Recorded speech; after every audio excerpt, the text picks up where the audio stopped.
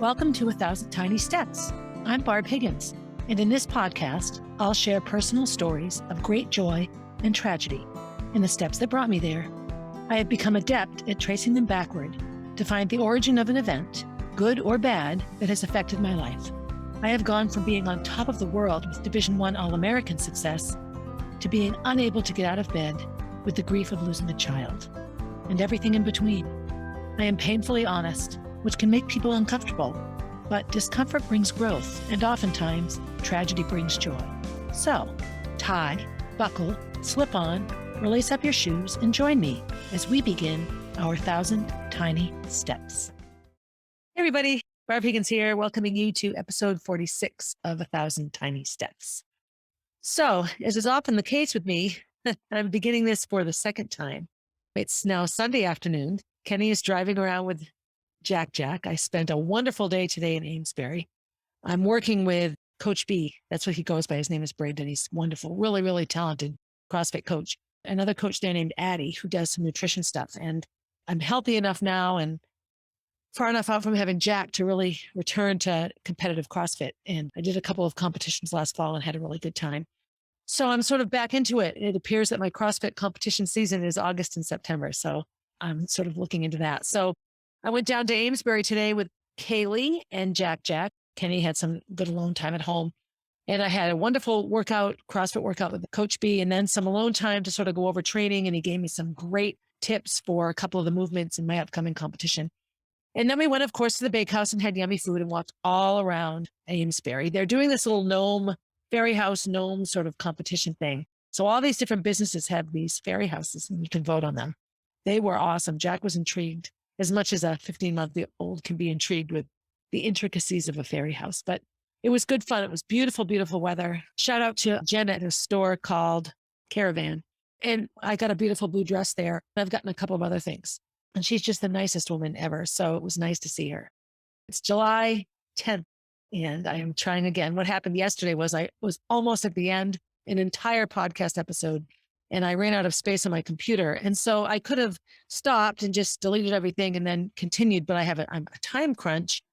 I would have had to re-listen to the whole thing. I don't know. It's easier for me to just start and finish, all at once. So here I am doing it again. So anyway, episode 45 really delved into, divorcing Eric, the time frame between that and meeting Kenny and getting to know Kenny and then marrying Kenny. This episode 46, will talk about the first couple of years of my marriage to Kenny.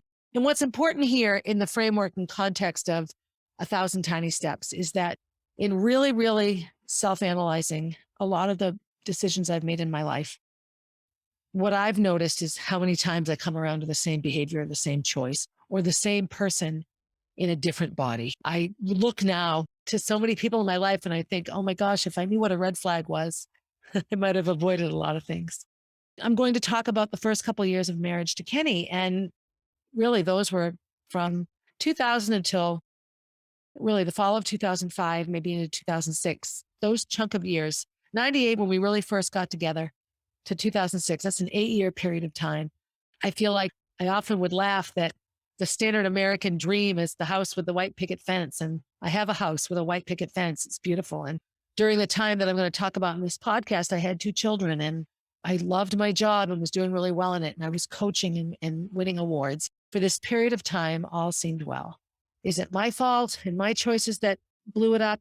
Is it other people that I let into my life that did terrible things? It's so healthy and difficult sometimes to self-analyze and to look back.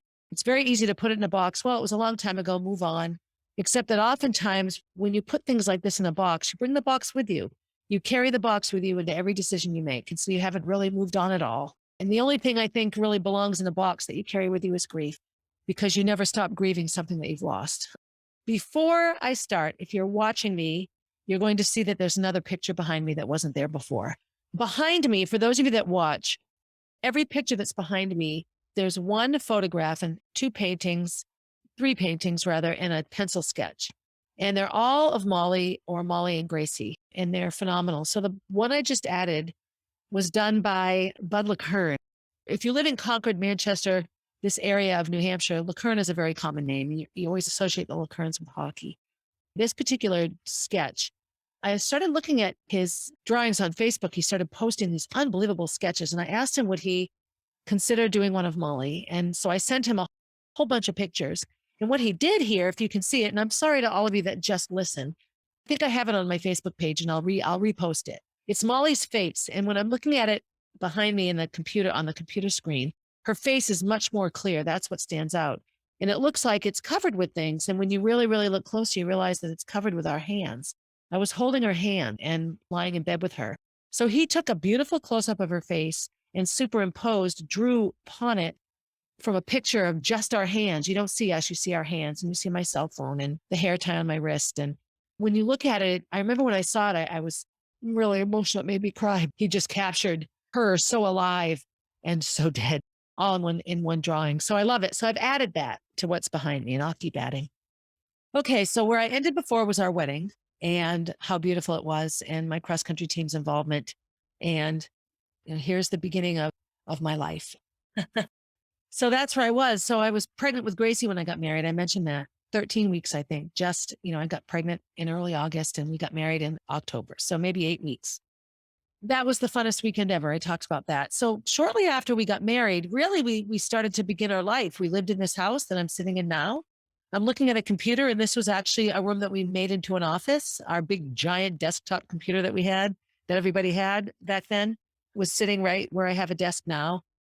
We sort of began the process of living here. All that winter, I finished coaching cross country. In the fall of 2000 was the first year that we won Class L states in New England. It was like the Triple Crown. And it was the most amazing, amazing time as a coach because, New Hampshire is a pretty intimate running community, and I had run in it. And so many of the other coaches remembered me when I was in high school, and some of them I ran against. If there's something else I miss in my job loss, it's my connection to my running community. And I think it's why I hold on to a lot of anger. That was an amazing, amazing top 5. That top 5 all broke 20 minutes. And it was this magical time. And what I remember the most is none of them knew yet that I was pregnant, because I didn't let on that I was pregnant until about 2 weeks after New England's, because we had lost baby Gordy and it was a heart defect and wasn't noticeable until 16 weeks when we had the amnio. And I just couldn't face, if I was going to lose another baby, I didn't want to have to go through telling everybody. What I remember right before the Class L meet, and now it's called Division 1, but we had unbelievable pressure year after year of losing, of coming in second, coming in third. Somebody chokes, we panic. We don't run our best race on Class L day or Division 1 day now. And so I remember I had this big radio, this big silver, boom box, and I passed it around and I asked them all to hold on to it. Just hold on to it. Contemplate its weight and what it would be like to carry this running. And when they had all felt it, we put it down and I said, well, this is how Manchester Central feels right now, because they've won 6 titles in a row and everybody is expecting them to win. And if they do, and we come in second, people will just say, well, it happened again. We have no pressure at all. We can go there tomorrow and place second, third, 10th. We've done it before. Or we can go there and win. The news will be huge. They are each carrying this radio with them when they run tomorrow, and we are not. So it was pretty intense. I have to say it was a very, very intense sort of conversation. But, I said, go home, relax. I don't even care if you go to bed early. We had like a later in the day race. Sleep in. Actually make yourself sleep in. Go to a movie tonight. Forget that we're competing tomorrow. Just go have fun. When I think back to some of the pep talks that have gone well and that have not gone well, that was one of my best, because we really just collectively gave it away. We gave it over. Whatever happens, happens. And so we won Class L's. And then a week later, we won Meet of Champions. Kenny golfs in a tournament called the Harvest, and he left the Harvest early to come and watch because it was so big, this team. And that was the day that my top 5 all broke 20 minutes. This amazing, amazing top 5. And they were phenomenal and all broke 20 minutes. And then 6 and 7 weren't far behind. We won New England's, and I look at the pictures now and you can't tell at all that I'm pregnant. The only girl on the team that knew I was pregnant was Ember Smith, and she kept the secret well. She's a huge piece of why Gracie is named Ember. Obviously, that's her namesake. About 2 weeks later after this, I let everyone know that I was pregnant. And then some of the other girls let on that they'd figured it out, and it was kind of fun. It was just this big thing. But I remember at the All-State Awards, when certain runners get All-State Awards, and I think our whole top 5 got it. We had this amazing, team of the year sort of thing. And I was coach of the year that year in New Hampshire. And that was so important to me because I just modeled myself so much after Coach Ludi. And I worked so hard to build these teams. I had 36 girls on my team. That was my biggest cross country team of yet. One of the last years I coached, I had 60 girls on cross country. My last year at Bow, I had 46. That's a big jump ahead in time. But, a school the size of Bow, 50 girls is like 1/6 of the entire female population. That was amazing. And I remember coaching indoor and I'd wear these overalls and everyone thought I was so cute, my expanding belly. And then indoor track ended and, outdoor track began and it was March and, I'm pregnant and I'm coaching and into April because Gracie didn't come until the end of April. And I never once thought of not coaching. Of course I took my maternity leave once she was born, but I kept coaching all the way through that year. April vacation came. Gracie was born on April 24th in 2001. And we had this nice wave of heat, summer weather. That whole vacation was just sunny and warm. And I thought perhaps I would get back to school. My due date was May 4th, but April vacation came and it was the first weekend of April vacation. I had massive nesting. I'm like hosing down the front porch. I'm cleaning. I'm getting everything ready, just this massive burst of energy. Like I don't even feel pregnant, which is very typical just before you give birth. And so we got this wicker furniture, some of which we still have at Ames. It was called Ames. If you live in Concord, it's where Burlington Coat Factory is now. And we'd set it up in the front porch because that was the screened-in porch at the time, and the back porch was not. We had it all set up, and Kenny went somewhere. I don't remember where. Maybe he went golfing. It was a beautiful day. I don't remember where he went. But I laid down on the couch, and I promptly fell asleep. I had to pull the coffee table up under my belly because when I laid on my side, my belly hung over that was so big. I fell sound asleep and I woke up in a puddle of drool and my friend Megan had come to visit and she poked me and that's why I woke up. Or she was walking down not to wake me up and I woke up. And there was a big stack of mail, which means the mailman had delivered mail. Looked at me drooling and pregnant on the front porch of my house. So that was Monday, the 23rd. And that night I was starving and I had big eggs and bacon, this huge meal. And then we're watching Boston Public, this wonderful TV show that used to be on, took place in the Boston Public school system. And we loved it. Kenny and I watched every Monday. And in the middle of the show, my water broke. I felt this weird twinge and my water broke. And I remember we ran around like fools, like, oh my God, what's happening? And, I got sat in the toilet and sounds like I'm peeing, but I wasn't. And then it stops. And so I wet myself but it doesn't look like pee. Doesn't smell like pee. Kenny, you smell it. I'm not smelling it. Like it was this whole comedy routine around my broken water. So I called the doctor's office and off I went. We packed a bag. And when we got to the hospital, I had like 12 pairs of socks in there. But I had to get ready for my assistant coach to coach the track meet the next day. Lynn Vinskus was my assistant coach at the time. And so I had all the stuff at my house. I had it all in the back of my car so I wouldn't have to go unlock the shed and all these extra steps on the day that we were leaving. So it's all in my car. So I take everything out of the car and put it like on the driveway. In the meantime, I'm in a nightgown and I have like a dish rag in my pants, in my underpants, so that it was just hilarious. And so I'm waddling around, getting all ready, put everything on the porch so that they can go. We had a meet at Salem, I think. And then off we go to the hospital and every delivery is a bit different. And Gracie was the delivery of puke. Every contraction in the beginning, I vomited. We get to the hospital and I'm waiting and waiting. We're in triage and there's not a room ready for me yet. And I'm lying there on my side facing away from Kenny. I'm like, oh, Kenny, I'm going to get sick. And I sit up and I turn around. So I'm facing him and he's found a garbage can and he's picking it up. Out comes the vomit and he catches it in the garbage can. Like it really just projectiles out of me. I'm sorry if I'm grossing you out, but we were like, whoa. It was just one of the most amazing sort of things. So finally I'm in a room and I'm all hooked up to everything. And every time I have anything, a sip of water, a bite of a popsicle, I throw up. So I'm like, all right, no more. I can't have any more food. So I think maybe lying in a hot tub will help. So I get in the bathtub, they fill it with water and that's terrible. I feel even worse. So I get out. We have this great picture of me like in there, like smiling at the camera and this big belly and boobs and my mother. And we're all excited. Yay. So maybe it's about midnight by now. And I've had really significant contractions for a couple of hours and my water had broken. So when the water breaks, the contractions can get very intense. So I had Dr. Salchunas. Tony Salchunas was the physician that delivered Gracie. Mike Walsh was my doctor, but he wasn't on call that night. So, you go for 9 months with your doctor. And when the baby comes, if your doctor isn't working, oh, well, too bad, so sad. The vomiting and the nausea was beginning to be overwhelming. And so my last sort of big puke into the sink, I hear this terrific splat, like a splat on the tile floor. And I look down and there's like a fluorescent green giant booger. That's all I can think of. I'm like, what am I looking at? It was disgusting. And there's this long stream of goo coming from my vagina down to said booger. So that was my mucus plug. So I wasn't a health teacher yet. I didn't know all the ins and outs of childbirth. I knew enough, but not that much. I'm like, what is a mucus plug? So here's a little health lesson. Barb, the health teacher. When you're pregnant, your cervix is the opening to your uterus and it creates a plug of mucus, and that prevents germs from getting in and anything from coming out. It's like nature's extra protection against anything that could harm the baby. So that was phenomenal. I learned something new. I had a mucus plug and there it was. I don't ever remember seeing Molly's, but I'll get to that. They finally gave me a drug called Nubane, which was wonderful. It calmed me right down. It was sort of felt like getting high without the paranoia. I laid on the bed and lose consciousness and I'd wake up and I'd be like, how long has it been? They'd be like 30 seconds.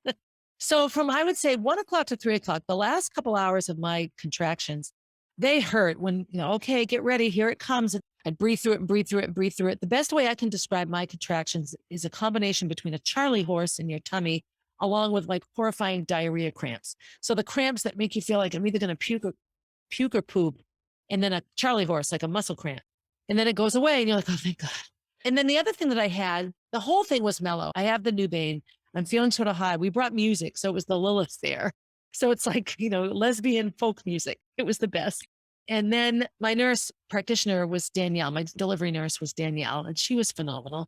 It was all very sort of mellow and surreal, like la, la, la. And so I had something called perineal massage, which is they massage the bottom of your vagina, like between your vagina and your butt. So it sounds sexual. It's not sexual at all. All it does is like relax everything down there so that you don't rip open when the baby comes out.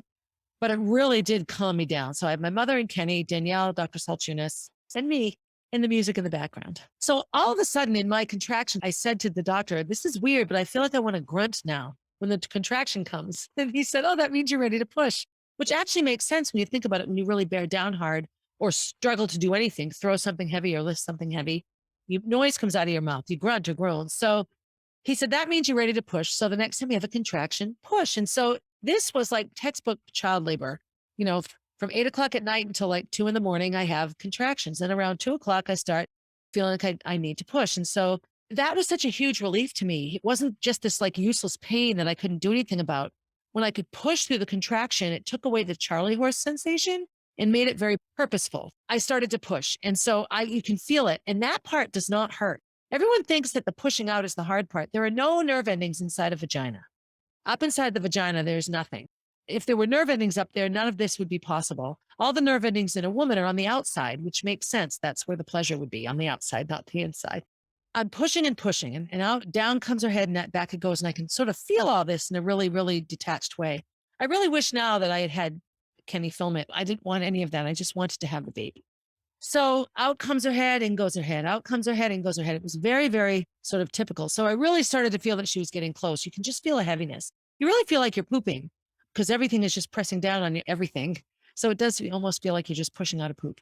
It got to the point where really her head was ready to come out. Her head came out, big rest, suction, suction, suction, another big push, and out came Gracie. And she was just this tender. She cried.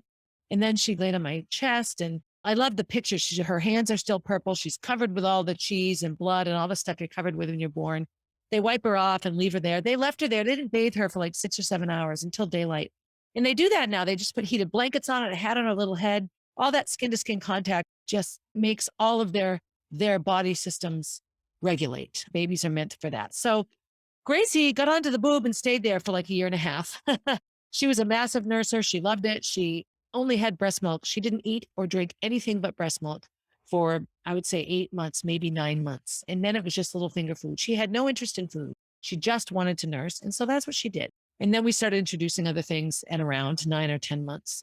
That was Gracie. Now, she was born in the middle of the night, 8 at night to 3 a.m. So the rest of my stay at the hospital was filled with visitors. That was wonderful and awful because Gracie, as a newborn, just went into herself and slept. And that is how she avoided all the stimulation, except that she was still receiving it. When everybody left and it was nighttime, Kenny went home that first night, Tuesday night into Wednesday, and she screamed all night. I mean, all night. I was a basket case. I hadn't slept. The last time I slept was Sunday night. I was up all day Monday, up all night Monday night, up all day Tuesday, and then up all night Tuesday night.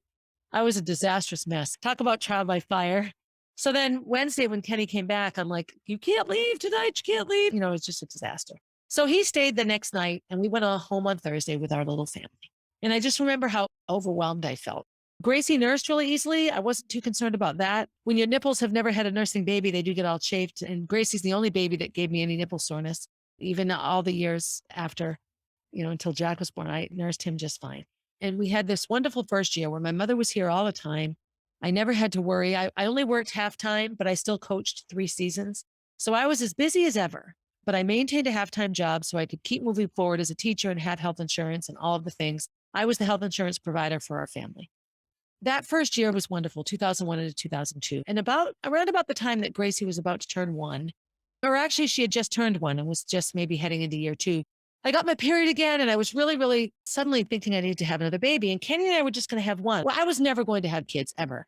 And then getting pregnant with and then losing baby Gordy made me realize that I was supposed to be a mother. And so I just thought, okay, we'll have Gracie and that will be fine. Well, except that Gracie needed her little buddy, somebody to wait for Santa with. And, she had 3 siblings, but they were middle school and high school aged and not going to be involved in her life in any meaningful way at all. And then they would be off living their lives when she was growing up. And so we discussed it, really talked around and around about it. And I remember in June, early June, when Gracie was just about 14 months, we went to North Carolina and Rachel Umberger ran the nationals. She ran the 800 meters and she was national champion. It was the most amazing weekend.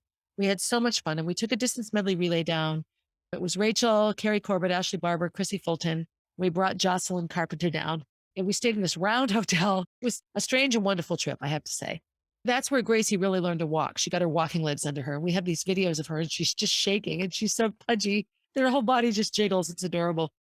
But we realized at that time that we really did need to have another baby. So another thing we did for the first time, and this would begin to be a family tradition until I lost my job and things got so ugly and then we stopped going, but we started going to the Jersey Shore every summer.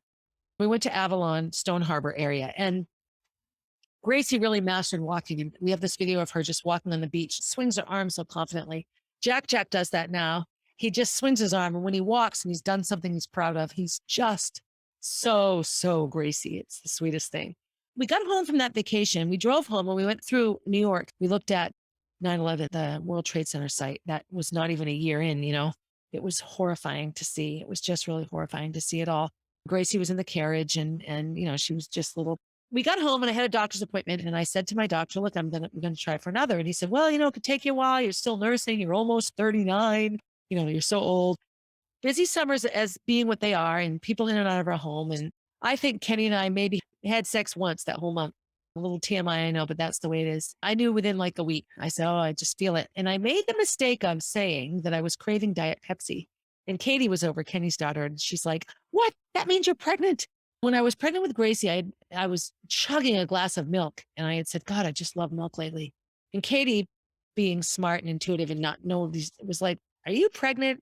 And I said, no, I'm not. I said, I think I'm just craving milk. And of course I was pregnant, but we were weeks away from telling anyone because of all the health issues. So she's like, I knew it. I said, well, if I had a pregnancy test, I'd pee on it, but we'll see. I said, I'm not even late for my period yet. And so we had them. And I went into the bathroom. And so I'm in my bathroom and she's in the kitchen. I peed on a stick. And I was so early on that the line was unbelievably faint, but it was there. There was enough of the hormone in there to just tinge the line on the pregnancy test. So there was Molly. She was my one try baby. Actually, all of them were for the most part. Now, the thing that was different with this pregnancy, and here's where life gets weird. So I had all of these tests with Gracie and ultrasound after ultrasound to make sure she was okay. She was considered high risk because I had lost a child. Now that I had had a healthy pregnancy, I wasn't considered high risk anymore and I didn't need any prenatal testing. I just know that with all of the ultrasounds that went on, I think that they might have been able to see Molly's tumor, but we didn't have any of the testing, nothing. We did nothing. Just, she's going to be fine. That pregnancy was fine. I bumped out right away, so I couldn't keep a secret. We were at a meet, at the Mount Washington meet, the invitational up there, Great Glen Invite, and there was a coach's race. It was like, I was going to run it. I can run pregnant, no big deal. I ran pregnant with Gracie, but it was like 95 degrees, and so I didn't. And I said, no, I'm not going to run. I shouldn't. Won't be good for me. Everyone's just looking at me, and I'm like, and they're like, why? And I just rubbed my tummy. I'm like, oh. So that's how I told my whole team, and they all went nuts. Yay! And by the time New England's came, now keep in mind, 2 years prior, no one knew at New England's that I was pregnant.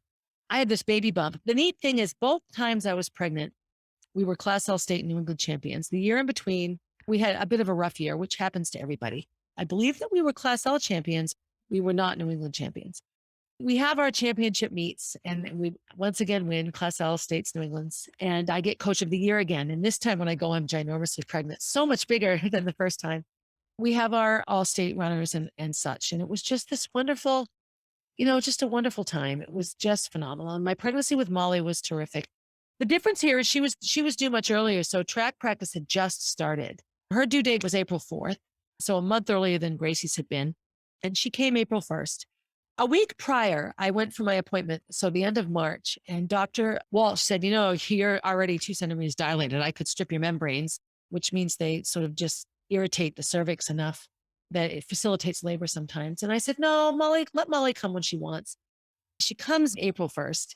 My labor is completely different with her. I wake up, I went to school Monday and taught, March 31st, go to bed. I wake up, it's April 1st, it's a Tuesday. Gracie was born on a Tuesday. And I go in to take a shower and I have like a tweak and I'm like, oh. So I'm like, Mom, what time is it? And she said, 8 o'clock, whatever. So I finish my shower and then I have another tweak. So I get out and I'm like, Mom, I think I'm having contractions. So I call the doctor and he says, well, have your mother drop you off. So now it's daytime. Kenny's already at work. My mother's watching Gracie. Now I have to arrange childcare. So we get my sister Johanna to come watch Gracie so my mother can come to watch Molly be born. So I go to the doctor's around 10 o'clock. I go in. Yep, you're 4 centimeters dilated. So I walk over by myself. So with Gracie, Kenny brought me to the hospital. My mother was there in a flash. It was this big group thing. And with Molly, I go there and I'm by myself. I walk up to labor and delivery. Here I am. And I get checked into a room and I'm just sort of sitting there by myself. And I have this wonderful nurse. And then Ellie Duhame comes in. All of Ellie's daughters either ran for me or were in classes that I taught. And she's this wonderful, wonderful labor and delivery nurse. So she delivered Molly, which in the short span of Molly's life, that connection is wonderful. I have a picture on the fridge of Mike and Tina, doctor and nurse, and Ellie, and all of us with Molly. Molly was also an 8 to 3 baby. Gracie was like 8 at night to 3 in the morning. She was like 7:45 to 3:02. And Molly was like 8:15 to 3:45, but it was in the daytime. So I'm in there and I'm calling Kenny. I'm like, get up here. I'm in the hospital. And he's trying to get everything arranged at work. And then my mother has to wait for Johanna to arrive before she can come. So I did a ton of laboring contractions by myself. This time around, I had total control over the contractions. We actually have a video of that. And I'm just deep breaths and laboring and everything. And we have a little Molly video that the lawsuit did. It starts off with me sitting in the hospital bed with Molly in my tummy. Molly, darling. The pushing was nothing, not a problem at all. The contractions would be the problem in my delivery with Molly. So Gracie was the puke baby. Molly was the poop baby. So at about noon, I called Concord High School because Katie was upset that she had not been able to see Gracie be born. So we called the high school. We got Katie dismissed and she came up to the hospital. So Katie was there as well. Now, Katie is a fainter. The one rule with Katie is she had to be sitting on a bench. She had to be sitting over at the side. So it was Katie, my mother, Kenny, and Ellie. And that was it for most of the laboring. And when I really felt like I was ready to push and everything, they called Mike and Tina. Mike actually got to come over and deliver. He canceled afternoon appointments and got to come and deliver Molly, which was wonderful. Gracie's delivery was like new bathe and the linen fair and perineal massage. And Mike was just old school. Every time I had a contraction, I pooped, which is really common. I didn't really realize it at the time, but I kept seeing him wiping things away and putting it away. And I never smelled it, but out it came. I pooped every time. I'm like, am I pooping? He's like, don't worry about it. And actually my first contraction, I push and I fart and I was so embarrassed. I'm like, oh my God. The head comes down, the head goes back up. The head comes down, it goes back up. And then they just stopped. My contractions stopped. And I felt like this fluttering and rippling. And I'm like, what the heck? Okay, but before I do that, let me backtrack. Molly's water did not break. So they had to break her water. So they put on like a glove with like a little rubber hook. And they go up into the cervix and they break the water. So when Molly's water broke, out it rushes and there was poop in it. So she had pooped in there, which is not uncommon when babies are at or beyond their due date. So I remember thinking, oh my gosh, I should have had her last week because it's called meconium. And if babies ingest it, of course it's sticky. That newborn tar, the first like 24 hours of newborn poops, it's like tar. It's sticky. And all it does is maintain shape because the babies don't use their bum inside. They drink the fluid and pee it out, drink and pee. Their little bums don't do anything until they come out. So they had to bring in all this heavy artillery for Molly's birth. And so I'm a bit nervous about it, but it's okay. We'll be ready. We'll see. So push. So then I tried to do it squatting. Let me get out of bed. I'll squat. So I'm squatting and Mike is very old school, just looking at me like, okay. So I'm squatting and squatting nothing. So they give me Pitocin, which is a muscle contraction medicine. I get back in the bed because it's not working squatting and I'll just do it lying down. And I've got Kenny on one side, my mother on the other. Katie's sitting over there by the window. Mike offers, you want to come closer? No, I'm good right here. I can see what I need to see. Now I have these unbelievable contractions. And Mike, Dr. Walsh, and all of his being a guy and not knowing, I guess, says to me, okay, the next time you have a contraction, don't push. Well, women can give birth to babies in comas. You push, some of the pushing is on purpose, but the body pushes no matter what. I have this huge contraction. So out comes her head. And so there it is. And he's like, okay, okay. And I just kept pushing. I couldn't help it. She flew out like a football. In the process, I had to have several stitches down there, which was not pleasant. So unlike Gracie, who they put right on my tummy first thing, they had to take her over to make sure that her lungs were okay, that she hadn't ingested meconium. So she was also covered with it. It's that sticky stuff. So I didn't get to have cheesy, bloody Molly on top of me. They had to go and wipe most of it off and sort of bathe her up because that stuff isn't so healthy. And then when they brought her back to me, she was all wrapped up. Of course, I unwrapped her and put her on me. Sweet Molly. She had the nastiest look on her face, like, what the hell? Gracie was like, oh, I'm so happy to be here. And Molly was like, what? What the hell is going on? It was just funny. And Gracie muckled onto the boob right away. Molly didn't nurse for like 24 hours. And I got nervous about it, actually. I just thought she should be nursing. Molly was a champion nurser and nursed for 2.5 years. There was never a problem there. In the middle of the pushing, right around 3:00, and she came out at 3:45, I get a phone call from Concord High School from Joyce Mammis, the athletic secretary, and all the girls in the office, they all want to know how's it going. I'm like, hold on a minute. Ah, I'm pushing. So I said, look, I'm in the middle of pushing. I'm in labor right now. I'm having the baby right now. So the girls come up and they all come up. Carrie's in the wheelchair. So I think they're faking because it's April 1st. No, when they were running to the car, she rolled her ankle and sprained it really badly.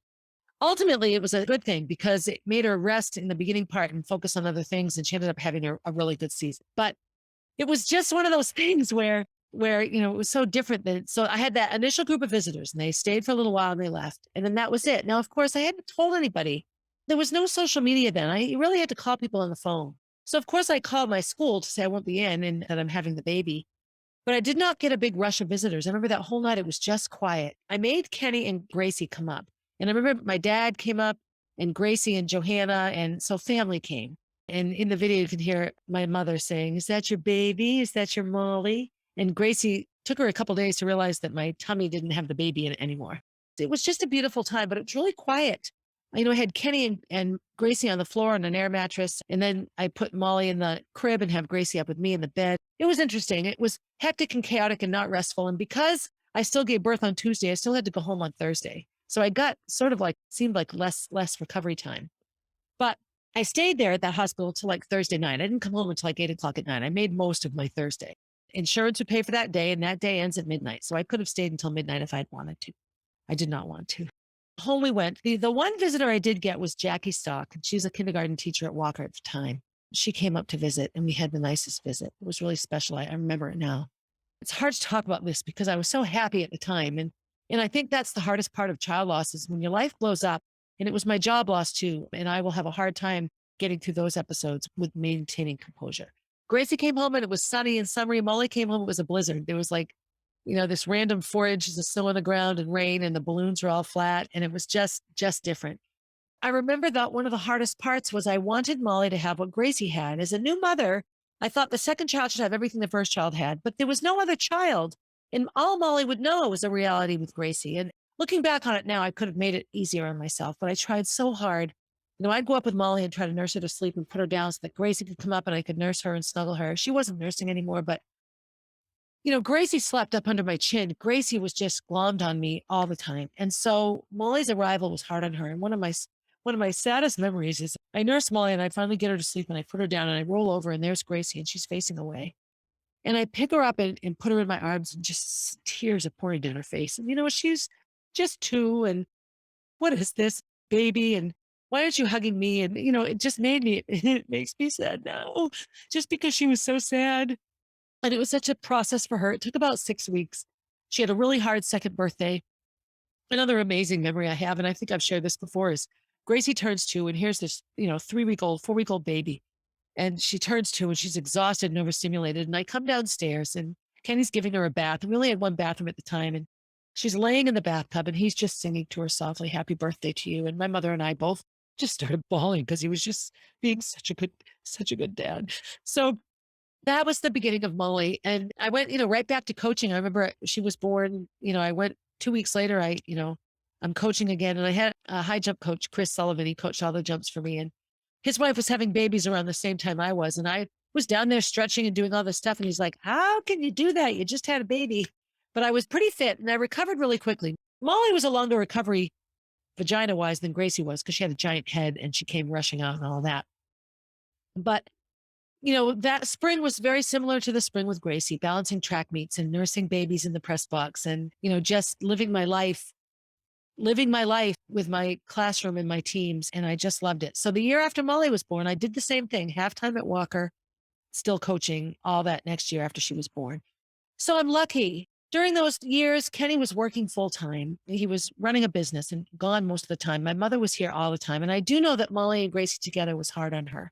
The first year, of course, it's the both of us. So we have this new baby, but I'm there a lot. I'm not alone. I mean, we had our moments. There were times when my mother and I really fought, and it was just both of us wanting so hard to do it right. One of my favorite early memories with Molly is I went to the New Englands. Now, Molly nursed and nursed and nursed. She was a voracious nurser. And so the New Englands would mean I was leaving my house at 6:30 in the morning and going all the way to Connecticut to a track meet all day and then coming home. So I packed a breast pump and I packed all this stuff up and I forgot it. And so I didn't even think about it until about 2 in the afternoon. And I started to feel that my breasts were going to get engorged. And so my plan was to go to the bus and pump. And then I would, put it in a cooler and bring it home. And then I would have enough milk. Well, I forgot it. I called my mother, landline, have to find a phone. Or I had a cell phone by now. I did have a cell phone now. But so I called home. Yep, I see your breast pumps are all here. So I'm like, okay, you're going to have to line them up because it's going to be ugly. So I had this wonderful bus driver who's like, I'll go to Target and buy you a breast pump. And I'm like, no, it's okay. I don't have bottles. I don't have any of it. We leave the meet and we go out for eat. We did quick takeout and we're driving home. And in the meantime, my breasts are filling with milk, like bigger. So I put on 2 sports bras and then I wrap an ace bandage around. And I am so uncomfortable. I am so uncomfortable, utterly uncomfortable. And then, now they're as hard as rocks. So it was just like, I was miserable. So the bus drives right by my house to go to Concord High coming off the highway. So I had the bus driver drop me off. There was another coach in the bus and I gave my keys, to my car keys and everything to Chelsea Pollock.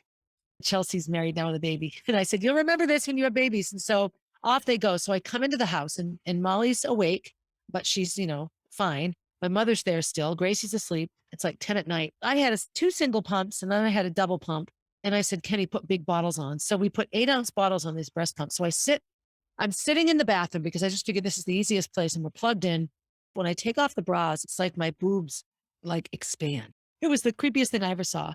I put the pumps to my breasts and within 3 seconds, 8 ounces out of each breast, it filled. I have 16 ounces of milk. I'm like, change. We pull those pumps off and put new pumps on. And while I'm pumping with the new pumps, my mother and Kenny are quickly taking the full bottles off and putting empty bottles on.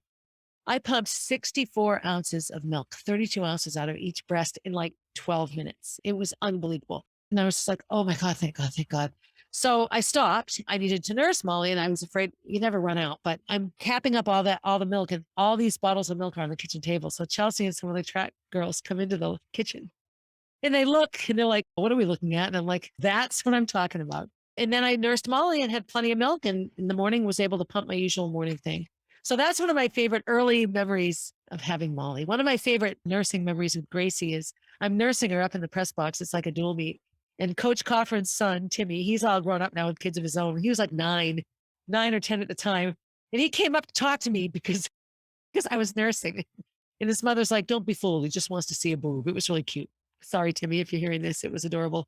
He was a very articulate, well-spoken young man. And he had all these ideas about what he would do when he grew up. So anyway, the first year of Molly's life, which would have been now going into year 3 for Gracie, was wonderful. She was this beautiful little newborn baby and she nursed well. She was much easier food-wise. I got really bad kidney stones. I had to go off to the hospital in an ambulance. One of the reasons I trusted the ER so much, they took really good care of me there. I had all this pain and vomiting. I woke up and just got so sick. They did a CAT scan and saw that I had a kidney stone. And so I had to stay in the ER all day for hours. They gave me pain meds. So Molly had to have formula for a week. I was full of dye, so I had to pump and dump to get the dye so I could not pass on the dye to Molly. And I had to have a stent put in. It was just the whole month of December when she was 8 or 9 months old there. I was in a lot of pain and had to take some pain meds and all for the stent. They got the kidney stone out and everything was fine. But Molly nursed for a long time. So as Molly turned 1 and then Gracie turned 3, Gracie became obsessed with dancing. And so I remember she had the Teletubbies. How many of you remember the Teletubbies? Your mom's out there. I love the Teletubbies. They're definitely weird, but I was all in. And so Gracie was obsessed with this little girl. These are my tap shoes. And she got into dance. And Molly sat on Kenny's or my mother's lap for that whole first year of her life and watched with her giant eyes every step of every class. And by the end, when she turned 2, she could do every step. And so Molly started dancing at age 2. That was that. When I look at, baby Gordy, I didn't even know I was pregnant with him. He was not planned. I didn't even know for 14 weeks. And then the 10 weeks I got to know him were all around not being viable. And then Gracie and Molly were just so excited. And I have my life, the man that I'll be happy with forever. And I have my house and I have my picket fence and I have everything that I've always wanted, like I have all this. And that's just how I felt. Like I have all these things and everything's going to be fine. And I look at those, how different all of those babies and what I thought was ahead of me are compared to Jack. It's very difficult for me. Jack's conception happened in a lab. There were all these varying degrees of techniques and styles and hormone levels and timing that went into him. Jack was truly a scientific conception, conceived in love, but, very, very different than Gracie and Molly and even baby Gordy. And I don't have this idealized, happy little white picket fence idea of life anymore at all. The picket fence around my house needs to be replaced. It's falling apart. And that's such a metaphor sometimes when I look at where I am now in bringing a baby into the world. But when I think of Gracie and Molly, it's about starting my family and having a family and increasing Kenny's family. And when I look at Jack, it was just a message in a dream. And I know that I've reiterated this number of times. I don't have that fluffy, oh, we're a little happy family. Kenny is a wonderful father. I do the best I can as a mother. And here's Jack. And I do not know what that means for us as a quote unquote family. I've been very, very clear that my ability to love and be loved is something that I feel is behind me. And maybe that's pathetic to some of you listening. Doesn't matter to me anymore what people think. It can't. I know my realities. And right now, the best I can do is be a good mother to Jack. I have no desire to be in love right now.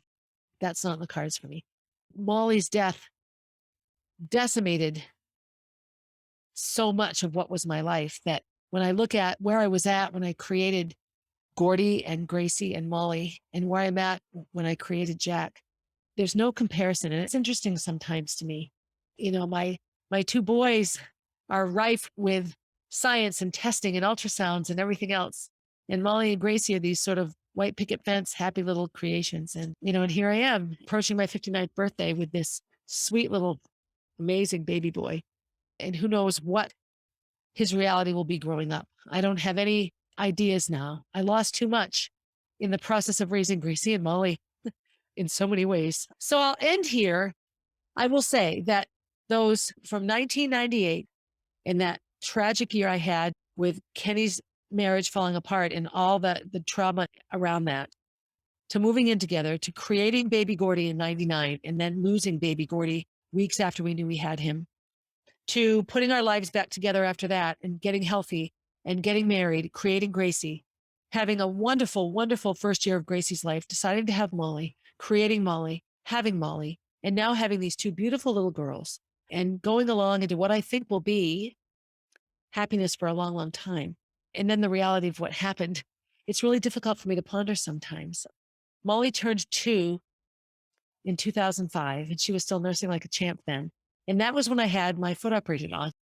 Talk about the more things change, the more they stay the same. I had my first foot surgery on the foot I just had redone in 2005 when Molly was just heading into year 2. And that summer I had a hernia operation, and that's why she had to stop nursing. And I remember she called it Badoot. And I remember just saying, okay, mommy has to have an operation. And that means Badoot will be all done. One sort of neat story about Molly older is she got really, really sick, a bad stomach bug just after she turned 2. And so she couldn't keep any food down, but she could keep breast milk down. She nursed and nursed and nursed. Of course, when you nurse a baby a ton, the milk comes back. So all of a sudden I was like chesty Barb again for like a month. And then she went back to, just morning and night. Or when I got home, I would get home from track practice and sit on the couch. Our green couch is where the brown couch used to be. And that was another reason it was so hard for me to give it away. I have such memories of her. I would come back from track practice and I would sit down and she would climb into my lap and lift up my shirt. And she'd say, "Oh, here you are, Badoot. I missed you today." And she'd nurse away. And I'm all sweaty and gross back from track practice.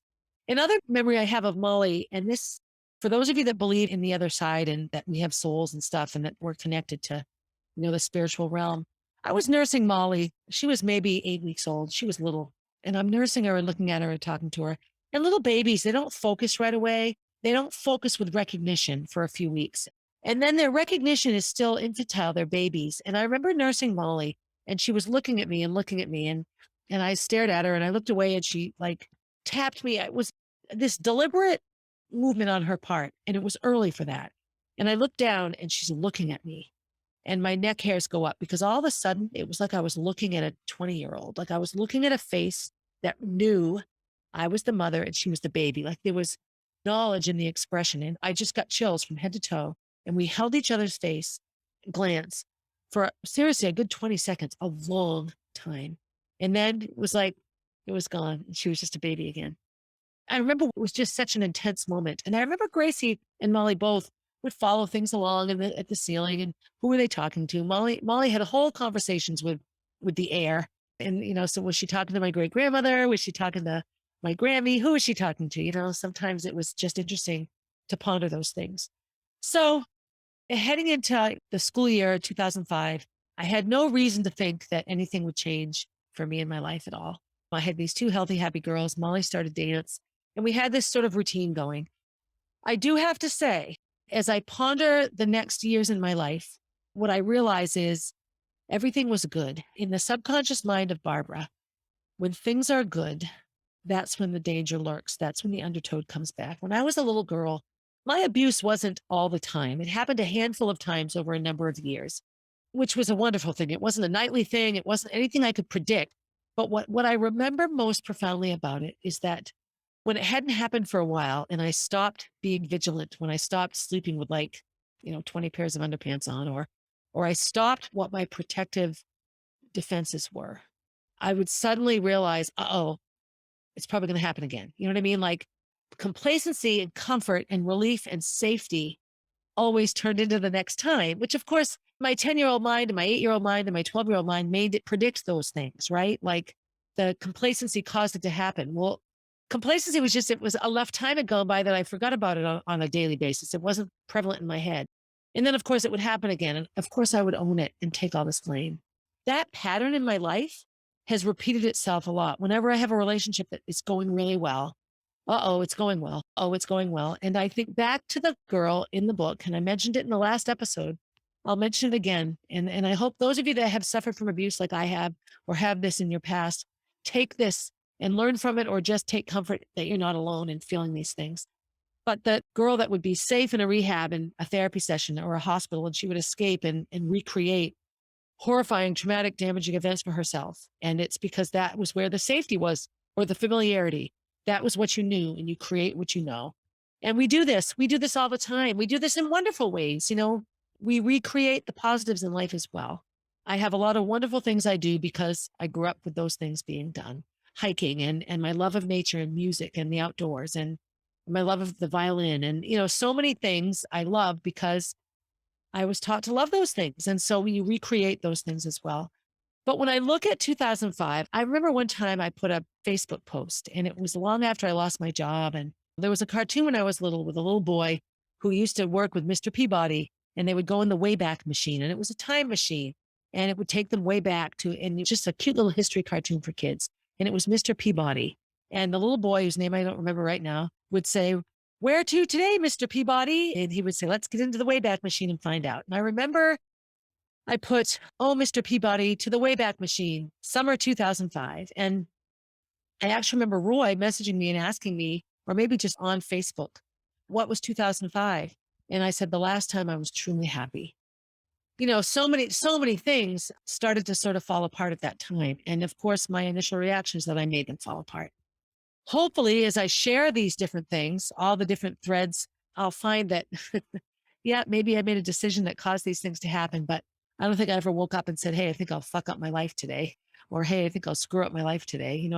I know that I've never ever woken up I've never deliberately decided to hurt anybody. And when I repeatedly put myself in the path of people that take great pleasure in hurting others, I have to wonder, like, why do I set myself up for this? So anyway, summer 2005 is where this one will end. So I've been married now 5 years. My parents are still living in Albin Street. I have two little beautiful girls. I'm teaching at Walker School still and coaching 3 seasons a year now, cross country, indoor and outdoor track. I was a 3 season coach for 10 years, a long time, and I miss it. I miss all of that. As I wrap up this episode, it's July 10th. I have seen my first RB Productions summer program theater show. They did Rent. Oh my God. For those of you that have never seen Rent, I've never seen it. So I saw the junior version, the high school version, which leaves a lot out of it, but it was written at the height of the AIDS epidemic. And it centers around a whole faction of people living in New York City, and they owe rent money. Their electricity gets shut off. And the whole play is about how they have to fight just to be seen. One of the main characters, I'd seen him a couple of months ago in the play once, and he did a phenomenal job there as well. He just portrayed this somebody love me and love me for me, who I am character. And, I was in college when AIDS was sort of discovered, and it was the 80s and then the 90s. And, Ryan White and this little boy that caught AIDS, and he wasn't allowed to go to school, and Elton John befriending him, and Princess Diana going and hugging AIDS patients, and how it was attached to the gay population, which was so just wrong on so many levels. But because of how it could be transmitted, it was just an easy way for AIDS to be transmitted. And oh my God, this play was phenomenal. And I love the fact that this is a youth theater company. It's children's theater. A lot of children's theater companies just stick with fluffy things, Disney themed musicals. This is a lot like Les Mis. There are no spoken lines here. Everything is sung. And there are these wonderful like voicemail messages from mothers to their missing children. Come home, and who are you now? And oh my God, it was amazing. It was amazing. And so I saw that last night, and I sat, I cried because Molly loved RB, and her first play was an RB play, and it changed her life. And so I sit in that theater, the theater that I've seen her perform in so many times, and she's 6 years gone, but it doesn't feel that way to me. Exactly 7 years now. We're in year 7. The end of July is Legally Blonde, and Molly and Gracie did Legally Blonde, and it was the last show that year, and it was at the end of the summer. So I think the dates will line up where they'll be putting on Legally Blonde. So I watch and I sit and I ache because I want it back. And I want it not to be the way it is, but the Molly B Foundation financially sponsors the whole theater company. We gave them a chunk of money so that they would never go away, because I remember Molly coming home and saying, Mommy, I found my people. I found where I fit. And all we want to do is fit, right? And so I love that Clint Close, the director of RB Productions, is willing to choose plays for his high school students and for these students, some of these students are middle school, they're young. This is a provocative, important play. So now I have to watch the movie so I can get the story better. But I just was blown away by it, and just blown away by the fact that this theater company is willing to tackle such important messages, especially now where our political culture is so ugly. So had I recorded this podcast yesterday, it would have been pre-Rent, and I wouldn't have been able to share with you how important it was to me to see it. Next week, I'm going to soothe my soul with Beauty and the Beast and Winnie the Pooh. And then we'll do Matilda, which is the Roald Dahl, and then Legally Blonde. That's where I'll end. So something I did to make myself happy is I get free tickets to the shows. And so I didn't go Friday night, but some girls that I used to coach at Bo did. And so I gave them their free tickets, 4 of them, and I had 10, and I gave them the other 6. I'm like, give them away, make people happy. And they had so much fun giving away these tickets because, people are surprised. So last night I went, I'd given away 6 and mine made 7. So I had 3 more. So I saw people walking in. I'm like, have you bought your ticket yet? And this first group said all but one. And I'm like, oh, here you go. And I gave away the ticket. Another group came in. Have you bought your ticket yet? Not yet. Well, here's 2 less that you have to buy and give the tickets away. So it just made me happy to just surprise people with free tickets to a show. It was really fun. And so in terms of self-care and being good to myself, what I did was I gave away some tickets. And the other thing I've done, I have this swimming pool in my yard, and I haven't gotten in it, hardly got in it last summer. Jack was a newborn.